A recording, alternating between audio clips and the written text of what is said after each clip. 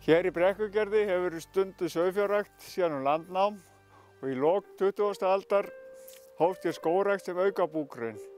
Í dag er skógrækt mikilvæg þáttur í búskap á jörðinni.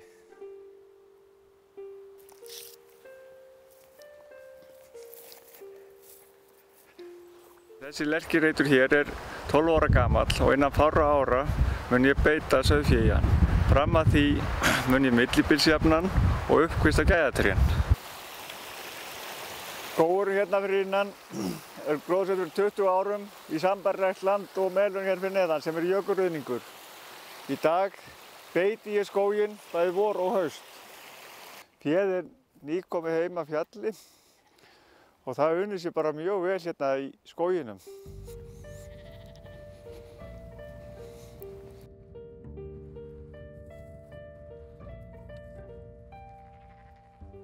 Þessi skógur er 24 ára gamall og ég byrjaði að beita í hann fyrir 10 árum síðan og ég hef tekið eftir því að féð það nýti skóginn sem skjól fyrir norðanáttinni og slydduunni á vorin og eins þegar hlýtt er í veðri. Þá leita lambið skjól í skuggan við trén.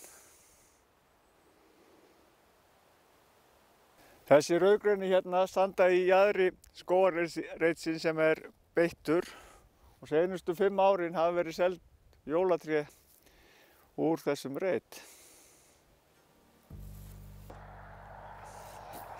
Stýrð beit í skógi er ekki aðeins góð fyrir búpenninginn sem heldur niður teinungi.